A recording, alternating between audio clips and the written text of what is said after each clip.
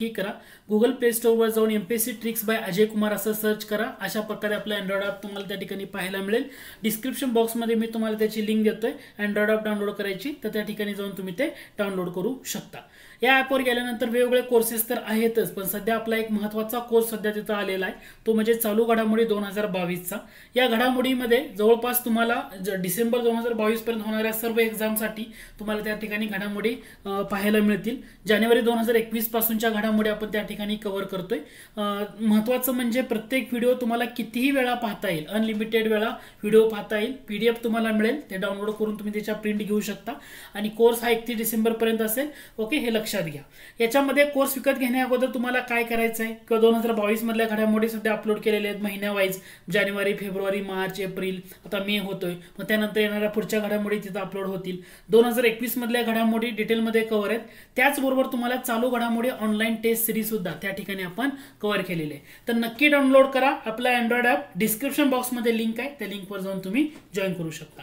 तर आज आपण ऍक्च्युली आपलं जे लेक्चर आहे त्याला ओके, पहिलं विधान आहे टोकियो पॅरालिम्पिक स्पर्धेमध्ये या स्पर्धेची ही 16वी आवृत्ती होती। 16वी आवृत्ती टोकियो पॅरालिम्पिक स्पर्धा, बरोबर आहे। ही स्पर्धा कधी कुठं पार पडली? 24 ऑगस्ट ते 5 सप्टेंबर 2021 या कालावधीत टोकियो या ठिकाणी ही स्पर्धा पार पडली। घटक पण लक्षात ठेवा की 24 ऑगस्ट पासून 5 सप्टेंबर या कालावधीमध्ये पार पडली। या स्पर्धेमध्ये बॅडमिंटन, की ज्याच्या या बॅडमिंटन खेळामध्ये भारताला बरीचशी पदकं मिळाली, तर ते बॅडमिंटन आणि तायक्वांदो या खेळाचा नवीन समावेश झाला होता। म्हणजे पहिल्यांदा नवीन समावेश या दोन्ही खेळाचा झाला होता। हे विधान सुद्धा तुमचं काय असणार आहे? बरोबर आहे, अगोदर नव्हता, पण याच बॅडमिंटनमध्ये भारताला चांगली पदकं या स्पर्धेमध्ये मिळालेली होती, त्याच्यामुळे हे सुद्धा बरोबर आहे। पुढचा पॉइंट येतो तो म्हणजे या स्पर्धेच्या पदतालिकेत अमेरिकेने अव्वल स्थान पटकावले। आता लक्षात ठेवण्यासारखी गोष्ट आहे, ही तुम्हाला पॅराऑलिम्पिक म्हणते, म्हणजे अपंग असणाऱ्या व्यक्तींसाठी असणारी। ही तुम्हाला जनरल ऑलिम्पिक म्हटलंय का? नाही, त्यामुळे पदतालिकेत अमेरिका अव्वल नाहीये। जर तुम्हाला पॅराऑलिम्पिक स्पर्धेबाबत जेव्हा तुम्हाला विचारलं जाईल तेव्हा लक्षात काय ठेवायचं, तर चीन अव्वल आहे, दुसरं स्थान आहे ग्रेट ब्रिटनचं, आणि तिसरं स्थान आहे अमेरिकेचं। म्हणजे अमेरिका पॅराऑलिम्पिक स्पर्धेमध्ये जे पदतालिका येते त्यामध्ये तिसऱ्या स्थानावर पाहायला मिळतो। त्याच्यामुळे चौथं विधान काय होतं, येतं डेफिनेटली चुकीचं ठरतं। तुम्हाला अयोग्य विचारलं होतं ना, चौथं चुकीचं आहे, म्हणजे पर्याय क्रमांक 3 हे तुमचं या ठिकाणी करेक्ट आन्सर असणार आहे। आता राहिला मुद्दा भारताचा, कारण आता एक आपण पूर्ण पहिले 3 स्थान बघितले। भारताचा मुद्दा लक्षात ठेवताना तुम्हाला 2 गोष्टी ठेवायचे। पहिला मुद्दा, या पदतालिकेमध्ये भारताचा कितवा क्रमांक आहे किंवा कितवं स्थान मिळालं? पदतालिकेमध्ये भारताला 24वे स्थान मिळालं, ठीक आहे। आणि आतापर्यंत झालेल्या पॅराऑलिम्पिक स्पर्धांमध्ये भारताची सर्वोत्तम कामगिरी म्हणू शकतो। सर्वोत्तम म्हणण्यापेक्षा मी शॉर्टमध्ये सांगतो, भारतानं आता भारताचा विचार करतोय आपण, मी मुद्दा काय सांगतो तू लक्षात घ्या। भारतानं 1972 पासून ते जवळपास तुम्ही 2016 पर्यंत घ्या, 1972 ते 2016 पॅराऑलिम्पिक स्पर्धामध्ये किती पदकं जिंकलीत भारतानं? टोटल पदकं जिंकलेली, म्हणजे प्रत्येक ऑलिम्पिकला 4-4 वर्षांचे ऑलिम्पिक होते, पॅराऑलिम्पिक स्पर्धेमध्ये फक्त भारतानं 12 पदकं जिंकली होती। किती जिंकली होती? 12 पदकं, म्हणजे 1972 पासून 2016 मध्ये। आणि ही स्पर्धा जी झाली टोकियो पॅराऑलिम्पिक स्पर्धा, आणि या स्पर्धेमध्ये आता भारतानं किती जिंकलीत? 19 पदकं जिंकलीत। म्हणजे एकाच ऑलिम्पिकला 19 पदकं आहेत आणि आतापर्यंत टोटल 12 पदकं होती सगळ्या ऑलिम्पिकची पॅराऑलिम्पिक स्पर्धेमध्ये। म्हणजे हे पॅराऑलिम्पिक स्पर्धा भारतासाठी खूप महत्वाची ठरली आणि चर्चेतला घटक ठरला। त्यामुळे परीक्षेला प्रश्न विचारला तर पॅराऑलिम्पिकवर विचारण्याचे चान्सेस जास्त आहेत। मग या 19 पदकामध्ये भारताला सुवर्ण किती मिळाली? तर सुवर्ण 5 सुवर्ण आहेत। पॅराऑलिम्पिक स्पर्धेमध्ये किती सुवर्ण आहेत? 5 सुवर्ण पदकं आहेत। रौप्य पदक जे आहेत तर ते एकूण 8 आहेत। किती आहेत? 8। आणि कांस्य पदक किती आहेत? तर 6 आहेत। असे एकूण भारताला 19 पदकं मिळाली आणि 24वे स्थान भारतानं मिळवलेलं होतं। तर टोकियो पॅराऑलिम्पिक स्पर्धा थोडंसं लक्षात घ्या, म्हणजे ही 19 अगोदरची 12 टोटल किती झाली? 31 झाली। म्हणजे पॅराऑलिम्पिक स्पर्धेमध्ये भारताची टोटल पदसंख्या आता 31 वर पोहोचली आहे। हे मुद्दे ना, पहिला बेसिक घटक आहे हा तुमचा क्लिअर असू द्या। 16वी आवृत्ती 24 ऑगस्ट ते 5 सप्टेंबर मध्ये झाली। बॅडमिंटन आणि तायक्वांदो नवीन खेळाचा समावेश, मी त्या पॉइंट रिलेटेड पुढे येणारच आहे। आणि चीन पहिला क्रमांक, ब्रिटन दुसरा आणि अमेरिका तिसरा, या मुद्द्याला फोकस करा, ठीक आहे। म्हणजे तुम्हाला मी इथं परत एकदा सांगतो, 5 सुवर्ण आहेत, 8 रौप्य आहेत आणि 6 कांस्य आहेत, एकूण 19 पदकं आहेत भारताला. भारताचा रँक आहे 24वा. अव्वल स्थानी म्हटलं चीन आहे, ग्रेट ब्रिटन आहे, मग अमेरिका आहे. 19 पदकांची संख्या भारतानं एकूण जिंकलेल्या पदकापेक्षा जास्त आहे.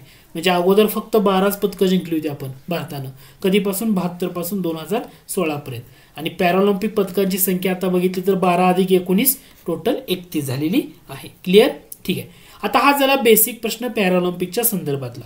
आता आपण थोडंसं याच्या पुढे जाऊया. प्रश्न असा होता, टोकियो पॅराऑलिम्पिक स्पर्धा 2020 मध्ये भारताच्या 17 खेळाडूंनी, लक्षात घ्या पॉइंट काय सांगतोय मी, भारताचे एकूण 17 खेळाडूंना काय झालेत, 19 पदकं जिंकली. म्हणजे जिंकलेले खेळाडू 17च आहेत पण पदकं 19 आले. मग कोणते 2 खेळाडू आहेत की ज्यांनी, कोणत्या खेळाडूंनी प्रत्येकी 2 पदकं जिंकली, त्यांची नावं ओळखा. तुम्हाला ऑप्शनमध्ये दिले अवनी लेखारा. आता अवनी लेखारा हिता हिता हिता हिता म्हणजे अवनी लेखारा सगळीकडे. दुसरं ऑप्शन प्रमोद भगत, मनीष नरवाल, सिंहराज अधाना का मरियप्पन थंगवेलू.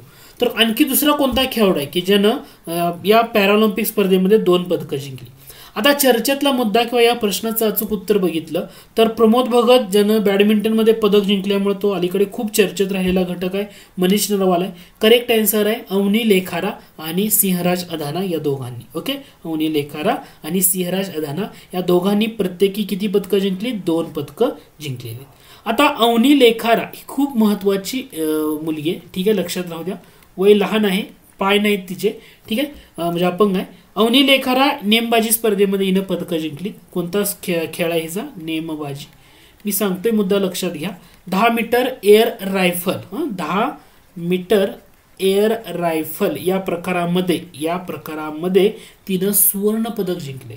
अवनी लेखारा हिनं 10 मीटर एअर रायफल या प्रकारामध्ये सुवर्ण पदक आहे आणि 50 मीटर रायफल प्रकारामध्ये हिनं 50 मीटर रायफल प्रकारामध्ये कांस्य पदक जिंकले.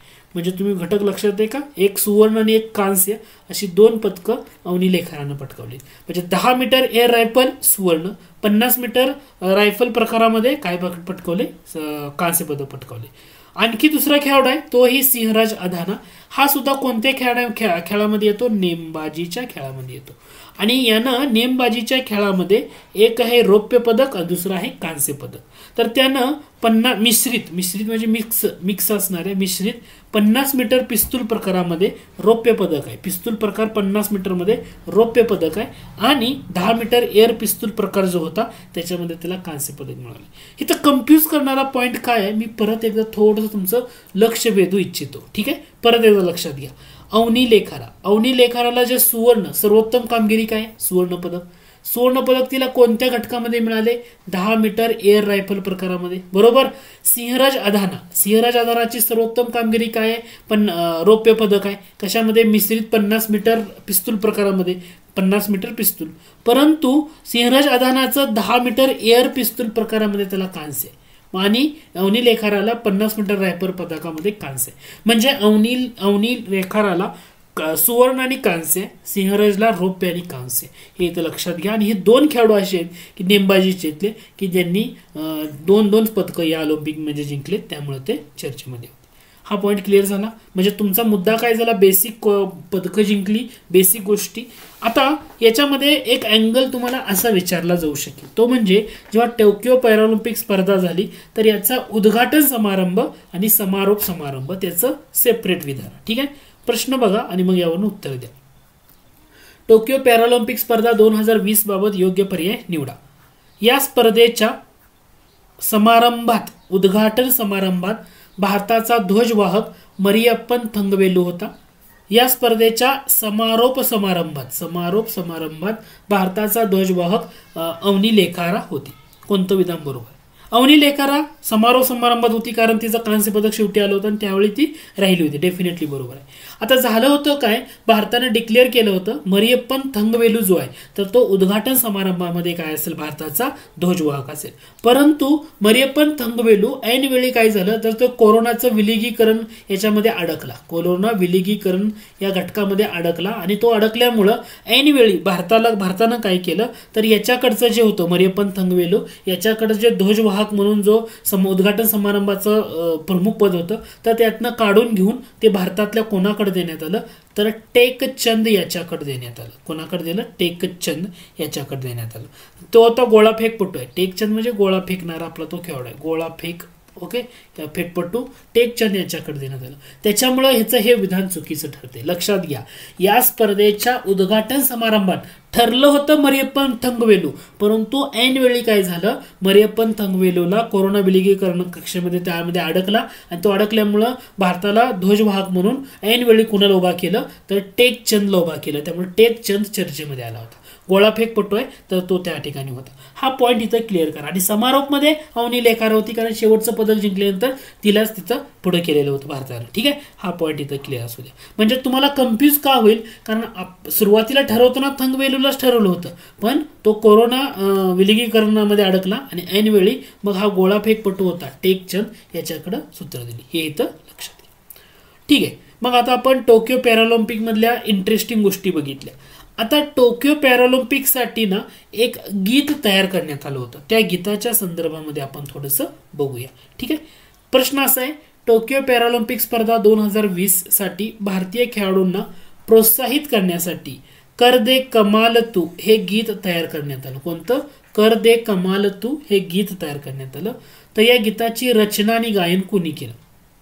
कर दे कमाल तू कैलाश खेर, संजीव सिंह, हरविंदर सिंग, अनुपम शर्मा. ठीक आहे, याचं करेक्ट आन्सर आहे ते म्हणजे कर दे कमाल तू संजीव सिंह. लक्षात घ्या, या गीताची रचना संजीव सिंह यांनी केले, गायन पण त्यांनीच केले. हे क्रिकेटपटू आहेत पण दिव्यांग क्रिकेटपटू आहेत. ओके, दिव्यांग क्रिकेटपटू आहेत संजीव सिंह यांनी काय केलं तर कर दे कमाल तू पॅरालिम्पिक स्पर्धेसाठीचं पॅरालिम्पिक स्पर्धा. आपण फक्त पॅरालिम्पिक डोक्यात ठेवा. ओके, कन्फ्यूज होऊ देऊ नका. ठीक आहे, कर दे कमाल तू. ओके, ठीक आहे. पुढचा प्रश्न आहे, आता टोकियो पॅरालिम्पिक स्पर्धेमध्ये वेगळा अँगल जर बघायला गेला तर देश, पदक आणि हा मुद्दा आहे ना तो बघूया. प्रश्न असा होता, तुम्हाला खाली 3 विधानं दिलीत आणि म्हटलं होतं अयोग्य पर्याय कोणता आहे ना तो निवडा. भारताच्या एकूण 54 खेळाडूंनी 9 क्रीडा स्पर्धांमध्ये भाग घेतला. भारताचे किती खेळाडू होते? 54 खेळाडू होते. यांनी 9 क्रीडा स्पर्धांमध्ये भाग घेतला. 19 पदकं आपण जिंकली. चांगल्या पद्धतीचं कॉन्ट्रीब्युशन आहे भारताचं. भारतानं एकूण 9 क्रीडा स्पर्धांमध्ये सहभाग नोंदवला होता. ती विधान वरचंच आहे. ठीक आहे, भारताला बॅडमिंटनमध्ये सर्वाधिक 4 पदकं मिळाली. मी मगाशी तुम्हाला सांगताना एक मुद्दा सांगितला होता, इथं लक्षात आहे का बघा, की या स्पर्धेमध्ये पहिल्यांदा 2 पदकं किंवा 2 खेळ पहिल्यांदा ऍड करण्यात आले होते. बघा, इथं बॅडमिंटन आणि तायक्वांदो. आणि हेच बॅडमिंटन भारताला चांगली गोष्ट ठरली कारण भारतानं बॅडमिंटनमध्ये 4 पदकं पटकावली. 4 पदकं. त्यामुळे तो मुद्दा तिथं तुम्हाला थोडासा लक्षात ठेवण्याचा आहे. म्हणजे इथं चुकीचं कोणतंच नाहीये, सर्वच्या सर्व अयोग्य, सर्वच्या सर्व योग्य आहेत, अयोग्य कोणतंच नाही. ओके, म्हणजे भारतानं जे 9 क्रीडा स्पर्धा म्हणतो ते पण फक्त एकदा बघा, तिरंदाजी, athletics, badminton, para canoeing, power lifting, त्यानंतर नेमबाजी आहे, जलतरण आहे, टेबल टेनिस आहे, तायक्वांदो, या 9 क्रीडा प्रकारामध्ये भारत सहभागी झाला होता आणि चर्चेमध्ये. आता आणखी गोष्ट इंटरेस्टिंग असं काय घडलंय का टोकियो पॅरालिम्पिकमध्ये, तर त्याचं म्हणजे जो उद्घाटन समारंभ आहे त्याच्या रिलेटेड किंवा कोणते देश होते ना तो मुद्दा चर्चेमध्ये होता. ऑब्विसली अफगाणिस्तान. ठीक आहे, प्रश्न असा होता, टोकियो पॅरालिम्पिक स्पर्धेबाबत योग्य पर्याय निवडा. योग्य पर्याय निवडा. पहिलं विधान आहे, या स्पर्धेत अफगाणिस्तानचा सहभाग नसला तरी त्यांचा राष्ट्रध्वज स्पर्धेच्या उद्घाटन सोहळ्यात फडकला आहे. ओके, म्हणजे या स्पर्धेत अफगाणिस्तानचा भाग होता का? नाही, तरी सुद्धा त्यांचा राष्ट्रध्वज स्पर्धेच्या उद्घाटन सोहळ्यात फडकला. रिझन काय झालं होतं तर अफगाणिस्तानवर तालिबाननं ताबा मिळवला काबूल शहरावर आणि त्यामुळे ते अफगाणिस्तान संघ याच्यामध्ये सहभागी झालेला नव्हता. तरी सुद्धा त्यांचा राष्ट्रध्वज फडकला होता. त्यामुळे ही न्यूज ना चर्चेमध्ये होती.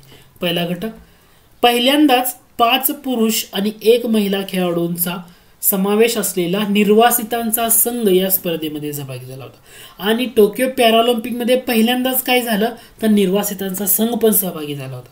5 पुरुष आणि 1 महिला खेळाडू असं दोन्ही विधानं बरोबर आहेत. हे इंटरेस्टिंग गोष्टी आहेत की एक्स्ट्रा म्हणून तुम्हाला इथं लक्षात ठेवणं गरजेचं आहे. आता चर्चेमध्ये आणखी कोण राहिलं तर टोकियो पॅरालिम्पिकमध्ये पदक जिंकणारी एक व्यक्ती आहे ती चर्चेत राहिली होती. समजा तुम्हाला मी 1 लाइनरचाच प्रश्न विचारला, कोण पॅरालिम्पिक पदक जिंकणारे पहिले IAS अधिकारी ठरले? लक्षात घ्या, IAS अधिकारी आहे की ज्यानं पॅरालिम्पिक स्पर्धेमध्ये भारताला पदक मिळवून दिलं. त्यांचं नाव काय? कृष्णा नागर, सुहास ललिना केरे यतिराज, मरियप्पन थंगावेलू, काही यापैकी नाही. मरियप्पन थंगावेलू उंच उडीपटू आहे. तो त्यानं अगोदरच्या स्पर्धेमध्ये सुवर्ण पदक मिळवले 2016ला, त्यामुळे चर्चेत होता. कृष्णा नागर म्हणजे एकदम उंचीला लहान असलेला, म्हणजे खूप कमी उंचीचा खेळाडू आहे आणि त्याने बॅडमिंटनमध्ये सुवर्ण पदक पटकावले यावेळी आणि तो खूप चर्चेत राहिलेला घटक आहे. छोटासाच खेळाडू आहे तो, पण चर्चेत. याचं करेक्ट आन्सर आहे सुहास यतिराज. सुहास यतिराज ललिना केरे यतिराज म्हटलं जातं. यांनी बॅडमिंटन जो प्रकार आहे या बॅडमिंटनमध्ये रौप्य पदक पटकावलं. कोणतं पदक आहे? रौप्य. ओके, पण हे IAS अधिकारी आहेत. IAS अधिकारी इंटरेस्टिंग गोष्ट आहे. त्याच्यामध्ये SL4 प्रकार येतो, कारण ते अपंग, म्हणजे आपण पॅरालिम्पिकमध्ये जे दिव्यांग खेळाडू त्यांच्या श्रेणीमध्ये SL4च्या श्रेणीमध्ये त्यांना ते पदक मिळाले. आणि हे नोएडाचे जिल्हा दंडाधिकारी होते. जेव्हा ते खेळायला गेले तेव्हा नोएडाचे जिल्हा दंडाधिकारी, नंतर त्यांच्या बदली वगैरे होतील, पण सध्या चर्चेत आहे. नोएडाचे जिल्हा दंडाधिकारी होते. आणि सुहास यतिराज यांनी ऑलिम्पिक स्पर्धेमध्ये, पॅरालिम्पिक स्पर्धेमध्ये पदक जिंकलं. रौप्य पदक आहे, सुवर्ण नाहीये, रौप्यच आहे, पण पहिले IAS अधिकारी. चर्चेत राहिलेली खूप महत्वाची न्यूज आहे, हे इथं लक्षात घ्या. ठीक आहे. सुहास ललिना यतिराज बॅडमिंटनच्या पुरुष एकेरी गटामध्ये नोएडाचे जिल्हा दंडाधिकारी. ठीक आहे. आता चर्चेमध्ये राहिली अवनी लेखारा. तिच्याबद्दल आणखी विधानं बघूया.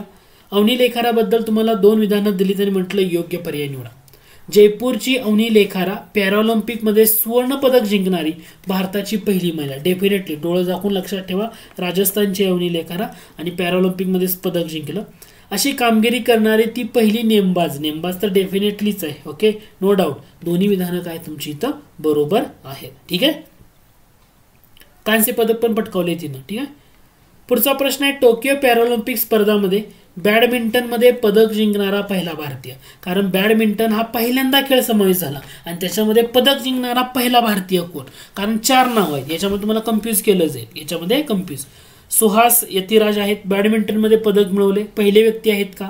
प्रमोद भगत, कृष्णा नागर आणि मनीष नरवाल.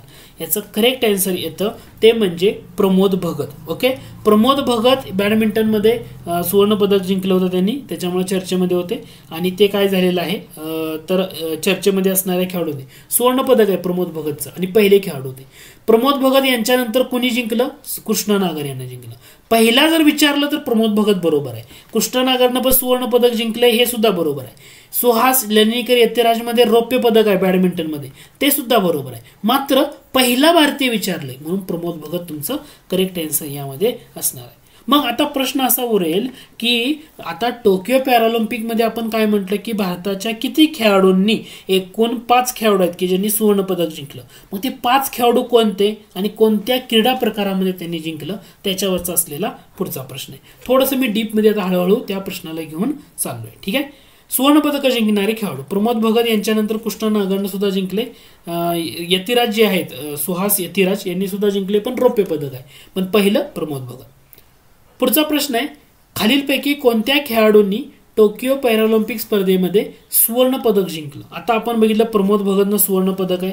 कृष्णा नागर जो आहे त्यानं सुद्धा सुवर्ण पदक जिंकले. सुमित अंतिल हा जो खेळाडू आहे भालाफेक, चर्चेमध्ये राहिलेला घटक खेळाडू आहे. ठीक आहे. तुम्ही बघितलं असेल, चर्चा खूप होती. यानं सुद्धा सुवर्ण आहे. अवनी लेखारा जयपूरची, हिनं सुद्धा सुवर्ण आहे. मनीष नरवाल, आता मनीष नरवालनं नेमबाजीमध्ये 50 मीटर एअर पिस्तूल प्रकारामध्ये पण सुवर्ण पदक जिंकलं, तो चर्चेत होता. मरियप्पन थंगवेलू जो आहे, मरियप्पन थंगवेलू उंच उडीमध्ये तो सुवर्ण पदक जिंकले का त्यानं? नाही. मरियप्पन थंगवेलूला या ऑलिम्पिकमध्ये रौप्य पदक मिळाले, रौप्य पदक. मात्र अगोदर एकदा 2016च्या ऑलिम्पिकमध्ये सुवर्ण जिंकलं होतं, पण ह्या ऑलिम्पिकमध्ये त्याला रौप्य पदकावर समाधान मानावं लागलं, त्यामुळे चर्चेत होतं. याचा अर्थ सुवर्ण पदक जिंकणारे हे 5 खेळाडू आहेत. प्रमोद भगत, ठीक आहे, प्रमोद भगत बॅडमिंटन, ठीक आहे, बॅडमिंटन. त्यानंतर कृष्णा नागर बॅडमिंटन, सुमित अंतिल भालाफेक, सुमित अंतिल भालाफेकमध्ये सुवर्ण आहे. अवनी लेखारा नेमबाजी आणि मनीष नरवाल नेमबाजी. ओके, 50 मीटर एअर पिस्तूल प्रकारामध्ये मनीष नरवालनं 50 मीटर एअर पिस्तूल प्रकारामध्ये. त्याच्यामुळे 1 2 3 4 5 म्हणजे पर्याय क्रमांक 2 हे तुमचं काय असणार आहे, करेक्ट आन्सर असणार आहे. या पॉइंटला थोडंसं फोकस करा. प्रमोद भगत, कृष्णानगर, सुमित अंतिल, अवनी लेखारा. यातलं तुम्हाला प्रमोद भगत लक्षात ठेवायचं आहे. बॅडमिंटनमध्ये पहिलं पदक. कृष्णानगर खूप छोटा म्हणजे हाईटनं खूप कमी असणाऱ्या या श्रेणीमध्ये त्यानं बॅडमिंटन जिंकलंय. अवनी लेखारा चर्चेतलीच महिला आहे, ती पाठ असणंच गरजेचं आहे. राहतात 2च फक्त, सुमित अंतिल आणि मनीष नरवाल. लक्षात ठेवा, महत्वाचे खेळाडू. ठीक आहे. आता याशिवाय आता आणखी महत्वाचा घटक येतो, तो म्हणजे या पॅराऑलिम्पिक स्पर्धेला जेव्हा सुरुवात झाली, भारताला पहिलं पदक कोणी जिंकून दिलं, त्या रिलेटेड असणारा आपला पुढचा प्रश्न आहे. प्रश्न असा होता, खाली 3 विधानं दिली त्यांनी म्हटलं योग्य पर्याय निवडा. टेबल टेनिसपटू भाविनाबेन पटेलनं टोकियो पॅराऑलिम्पिक स्पर्धेमध्ये भारतासाठी पहिलं पदक जिंकलं. लक्षात ठेवा, महत्वाची न्यूज आहे. टेबल टेनिसपटू नाव लक्षात ठेवा, भाविनाबेन. काय नाव आहे? भाविनाबेन पटेलने काय केलेलं आहे, भारतासाठी पहिलं पदक जिंकलेलं आहे. पहिलं विधान बरोबर आहे. टेबल टेनिसमध्ये पदक जिंकणारी ही सुद्धा काय ठरली, पहिली भारतीय. बरोबर आहे. आणि पॅराऑलिम्पिक मधील टेबल टेनिस प्रकारच्या अंतिम फेरीत प्रवेश करणारी सुद्धा ती पहिलीच भारतीय ठरली. ओके, हिला रौप्य पदकावर समाधान मानावं लागलेलं होतं. म्हणजे पहिलं पदक जिंकलं तिनं, पण रौप्य पदक. टेबल टेनिसमध्ये आतापर्यंत भारताला कुठलंच पॅराऑलिम्पिक स्पर्धेमध्ये पदक नव्हतं, पण भाविनाबेन पटेलमुळं आता रौप्य पदक मिळालं आणि ती यामध्ये चर्चेला आलेली होती. तर हा घटक फक्त लक्षात ठेवा. जसं मीराबाई चानू, जसं टोकियो ऑलिम्पिक स्पर्धेच्या बाबतीमध्ये आपण बघतो की त्यांनी पहिल्याच दिवशी पदक जिंकलं, ते पण रौप्य पदक. तसं भाविनाबेन पटेलनं टोकियो पॅराऑलिम्पिकमध्ये भारतासाठी पहिलं पदक जिंकलं. दुसरं म्हणजे टेबल टेनिसमध्ये जिंकले आणि ते पहिलं पदक जिंकणारी खेळाडू टेबल टेनिसमध्ये. आणि आतापर्यंत भारताचा कोणताच खेळाडू टेबल टेनिसच्या अंतिम फेरीमध्ये गेलेला नव्हता, तरी पहिली महिला ठरली होती. हे पण तुमचं महत्वाचं आहे. ठीक आहे, हे तिन्ही पॉईंट क्लिअर होतात. यानं काय होतंय, तुमचे जे पॉईंट आहेत ना पॅराऑलिम्पिकचे, जवळपास सगळे पॉईंटकडे आपण आता कव्हर करत चाललोय किंवा ते तुमचं कव्हर होत गेलेलं आहे. ठीक आहे, हा पॉईंट इथं महत्वाचा आहे. आता महत्वाचा मुद्दा काय राहतो, आपण आता काय बघितलं या ठिकाणी सुवर्ण पदक 5 खेळाडू, लक्ष द्या. तसं रौप्य पदकाच्या बाबतीमध्ये तुम्हाला जर जोड्या दिल्या तर तुम्हाला ते सुद्धा लावता आल्या पाहिजेत. म्हणजे कसं, टोकियो पॅराऑलिम्पिक स्पर्धेमध्ये रौप्य पदक जिंकलं त्या खेळाडूंची अयोग्य जोडी ओळखा. कारण 19 नाव आहेत, तुमचं तिथं ऑब्झर्वेशन पाहिजे, कोणता खेळ प्रकार, हेच महत्वाचं आहे. आता मरियप्पन थंगवेलू, लॉजिकली विचार करा. मरियप्पन थंगवेलू उंच उडीमध्ये, लक्षात आहे, मरियप्पन थंगवेलू उंच उडीमध्ये. बरोबर. त्याच्यानंतर देवेंद्र झांझरिया भालाफेक झाझरिया, खूप चर्चेतला खेळाडू आहे, ह्यानं खूप पदकं जिंकली देवेंद्र झाझरिया यांनी, आणि हे तुम्हाला इथं लक्षात ठेवणं गरजेचं आहे. ओके. प्रवीण कुमारनं उंच उडी. बरोबर आहे. निशात कुमार चर्चेमध्ये होता, निशात कुमारनं सुद्धा उंच उडीमध्येच मिळवलेलं आहे, उंच उडीमध्ये मिळवलेलं आहे. मला सांगण्याचा मुद्दा काय होता माहितीये का, की या रौप्य पदक जे जिंकलं टोकियो पॅराऑलिम्पिकमध्ये, भारताचे जे उंच उडीमध्ये भाग घेणारे खेळाडू होते ना, या सर्व खेळाडूंनी उंच उडीमध्ये तर सगळ्यांना रौप्य पदकच मिळाले. आपल्याला सुवर्ण पदक का मिळालेलं नव्हतं, त्याच्यामुळे चर्चेतलं. बघा तुम्ही इथं बघा, सुवर्ण पदक आहे का? उंच उडीमध्ये भारताला सुवर्ण पदक नाही. जे बॅडमिंटनमध्ये 2 सुवर्ण आहेत, नेमबाजीमध्ये 2 आहेत आणि भालाफेकमध्ये 1 आहे. उंच उडीमध्ये नाही. मात्र उंच उडीमध्ये हे जे रौप्य पदकं आहेत, म्हणजे रौप्य पदकं जवळपास आपल्याला 8 मिळाली. या 8 पैकी 3 रौप्य पदक हे कशामध्ये येतात, तर उंच उडीमध्ये येतात. निशात कुमार, मरियप्पन थंगवेलू आणि प्रवीण कुमार या तिघांनी उंच उडीमध्येच भारताला रौप्य पदक मिळवून दिले. म्हणजे रौप्य पदक उंच उडीमध्ये 3 आहेत. मग त्याच्यानंतर देवेंद्र झाझरिया भालाफेकमध्ये आहे, योगेश कठुनिया म्हणून पण येतो थाळीफेकमध्ये, सुहास यतिराज बॅडमिंटनवाले मगाशी बघितलं, भाविना पटेल आत्ताच बघितलं, आणि सिंहराज अधाना पहिला पॉईंट बघितला, अवनी लेखारा बरोबर 2 पदकं जिंकणारा खेळाडू होता तो. म्हणजे तुम्हाला या ठिकाणी लक्षात आहे, निशात कुमार म्हणजे उंच उडी. म्हणजे तुम्हाला मी फोकस करेन हे 3 नावं पहिली वेगळी करून ठेवायची. कशी? निशात कुमार, मरियप्पन थंगवेलू आणि प्रवीण कुमार. उंच उडीमध्ये भारताला सुवर्ण नाही, रौप्यच आहे. आणि बॅडमिंटनमध्ये भारताला 2 सुवर्ण आहेत, 1 रौप्य आहे. यामुळे तो चर्चेत असलेला घटक होता, एकूण 4 आहेत. आता देवेंद्र झाझरिया हे माहीत असू द्या, खूप चर्चेतला खेळाडू आहे, भालाफेकमध्ये त्याला रौप्य पदक आहे. आता यामध्ये सुहास यतिराज, आपण IAS अधिकारी म्हटलं पहिले, आत्ताच बघितलं की नोएडामध्ये जिल्हा दंडाधिकारी पदावर आहेत ते सुहास यतिराज यांनी बॅडमिंटनमध्ये रौप्य पदक आहे. सिंहराज अधाना, अवनी लेखारासोबत आपण पहिला प्रश्न बघितला होता, लक्षात आहे का की सिंहराज अधानानं रौप्य पदक आणि कांस्य पदक जिंकले. भाविनाबेन पटेल आपली ऑलिम्पिक पॅरालिम्पिक स्पर्धेतलं पहिलं पदक पटकावलं, टेबल टेनिसमधलं पण पहिलं पदक आहे, आतापर्यंत नव्हतंच. हे 3 झालं. मग वेगळं काय राहिलं तुम्हाला, जर हे 3चा गट वेगळा केला तर फक्त योगेश कठुनिया हा वेगळा राहतो, थाळीफेकमध्ये येतो, ज्यानं रौप्य पदक पटकावलं. तुम्ही थोडंसं ऑब्झर्वेशन केलं किंवा त्याचा गट केलं तर तुमचं डेफिनेटली हा मुद्दा सुद्धा तुम्ही इथं लक्षात ठेवू शकता. ठीक आहे, हे इथं क्लिअर झालं. त्याच्यानंतर आता थोडंसं आणखी पुढे जाऊया, तो म्हणजे चर्चेमध्ये असणारा खेळाडू तिरंदाजीतला. टोकियो पॅरालिम्पिक स्पर्धेमध्ये तिरंदाजीमध्ये कांस्य पदक पटकावणारा पहिला भारतीय खेळाडू कोणता. थोडंसं डीपमध्ये जातोय, पण ह्याचा तुम्ही हे जे प्रश्न आहेत हे 2, 3 वेळा 4 वेळा नुसतं ऑब्झर्व करत गेला, पुढं वाचत गेला, परत माघारी यायचं, परत वाचत जायचं, पुन्हा माघारी यायचं, 3 राऊंड करायचे. ठीक आहे, मी सांगतो. आणि जेव्हा तुम्ही 3 राऊंड व्यवस्थितरित्या वाचत जेव्हा पुढे जाता, डेफिनेटली तुमचा हा पॉईंट क्लिअर होतो किंवा तुमच्या लक्षात राहतं. त्या अँगलनं आपण ते अरेंज केले. ठीक आहे, म्हणजे आता कांस्य पदकाकडे वळतोय. कांस्य पदक तिरंदाजीमध्ये कुणी पटकावलं, पहिला भारतीय खेळाडू. आता याच्यामध्ये तुम्ही बघा, कांस्य पदकामध्ये तुम्हाला म्हटलं सुंदरसिंग गुर्जर यांना सुद्धा कांस्य पदक पटकावले. शरद कुमार कांस्य पदक आहे. मनोज सरकार कांस्य पदक आहे. मग राहिला हरविंदर सिंह. आता हरविंदर सिंह यांच्याबद्दल लक्षात ठेवा. आता मी मुद्दे सांगतो. कांस्य पदकांची संख्या किती आहे, 6 आहे, 6. हरविंदर सिंग यांनी सुद्धा कांस्य पदक पटकावलं आणि तिरंदाजीमध्ये, आणि ते पहिले खेळाडू ठरले होते. तिरंदाजी. ठीक आहे, हे महत्वाचं. अवनी लेखारा 50 मीटर रायफल प्रकारामध्ये तिला कांस्य पदक आहे. सिंहराज अधानाला नेमबाजीमध्ये 10 मीटर एअर पिस्तूल प्रकारामध्ये. शरद कुमार उंच उडी आणि सुंदरसिंग गुर्जर भालाफेक. म्हणजे तुम्हाला या ठिकाणी काय काय, ही 2 नावं ऑलरेडी आपण वाचून झालीत, ह्याच्याकडे आता परत जाणार नाही. अवनी लेखारा आणि सिंहराज अधाना 2 असे खेळाडू आहेत की ज्यांनी 2 पदकं ह्या पॅरालिम्पिक स्पर्धेमध्ये पटकावली. अवनीनं सुवर्ण आणि या ठिकाणी कांस्य, सिंहराज अधानानं रौप्य आणि कांस्य. हा पॉईंट होता. आता राहिला मुद्दा खालच्या चौघांचा. चौघांमध्ये तिरंदाजीमध्ये आतापर्यंत पहिलं मिळालेलं पदक आहे, त्यामुळे तो व्यक्ती चर्चेत होता, हरविंदर सिंग. आणि तोच आपला प्रश्न होता, कारण हरविंदर सिंग तिरंदाजीमध्ये कांस्य पदक जिंकणार. तुम्हाला काय होईल, एकदा जर तुम्ही व्हिडिओ बघितला तुम्ही म्हणाल माझं सगळं लक्षात राहील, असं नाही होणार. मी तुम्हाला रिपीट करा म्हणतोय. हे काय करायचं, कंटिन्यू, आणि एकदा रिपीट केलं लगेच रिपीट करायचं, एकदा केलं का परत रिपीट करायचं, 3दा रिपीट करा. वाचत असेल तर 3दा रिपीट वाचा, मग हा पॉईंट तुमचा विसरणार नाही, लक्षात येईल अँगल काय. ठीक आहे, हा पॉईंट. आता जसं तुम्ही म्हटलं बॅडमिंटनचा मुद्दा होता, बरोबर, बॅडमिंटनचा मुद्दा. आता बॅडमिंटनच्या बाबतीमध्ये मी तुम्हाला काय सांगितलं, सुरुवातीला 4 पदकं होती, बरोबर. त्यातलं पहिलं बॅडमिंटनचं सुवर्ण पदक जिंकलं प्रमोद भगतनं. ओके, त्यानंतर कृष्णा नागर म्हटलं मी, कृष्णा नागरनं पण सुवर्ण जिंकलं. कृष्णा नागर म्हणजे मी छोटा व्यक्ती म्हटलं, हाईटनं बारका, ह्या दोघांनी सुवर्ण जिंकलं, बरोबर. मगाशी आपण बघितलं पहिले IAS अधिकारी सुहास यतिराज, सुहास यतिराज बॅडमिंटनमध्ये रौप्य जिंकलं. म्हणजे हे 3 लोक झाली ना, 2 सुवर्ण 1 रौप्य.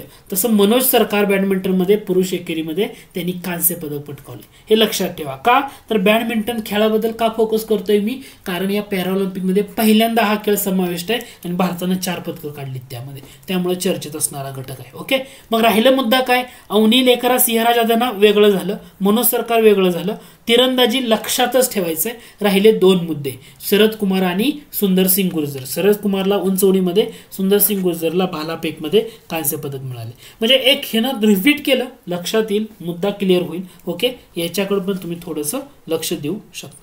आता हे झालं पॅरालिम्पिक स्पर्धेच्या बाबतीमध्ये. मग जाता जाता एक खेळाच्या संदर्भातलाच एक प्रश्न घेऊया आणि मग आपल्या आजच्या लेक्चरमध्ये आपण काय करूया, या ठिकाणी थांबूया. ठीक आहे, पुढचा प्रश्न आहे आपला, खेलो इंडिया युवा स्पर्धेमध्ये ना अयोग्य जोडी ओळखा असं म्हटलंय. खेलो इंडिया युवा स्पर्धा 2018ची दिल्लीला झाली, सर्वाधिक पदक विजेता महाराष्ट्र होता. 19ची पुण्याला झाली, सर्वाधिक पदक विजेता महाराष्ट्र होता. 2020ची गुवाहाटीला झाली, सर्वाधिक पदक विजेता महाराष्ट्र होता. थोडंसं विचार करा. 2018 हे विधान चुकीचं आहे, हे बरोबर आहे. का, 18ला झाली दिल्लीची, पण महाराष्ट्र हा सर्वाधिक पदक विजेता नव्हता, हरियाणा होता. कोणता होता? हरियाणा. बरोबर आहे का? सर्वाधिक पदक विजेता. महाराष्ट्र दुसऱ्या क्रमांकावर राहिला होता. ओके, हरियाणा पहिल्या क्रमांकावर राहिला होता.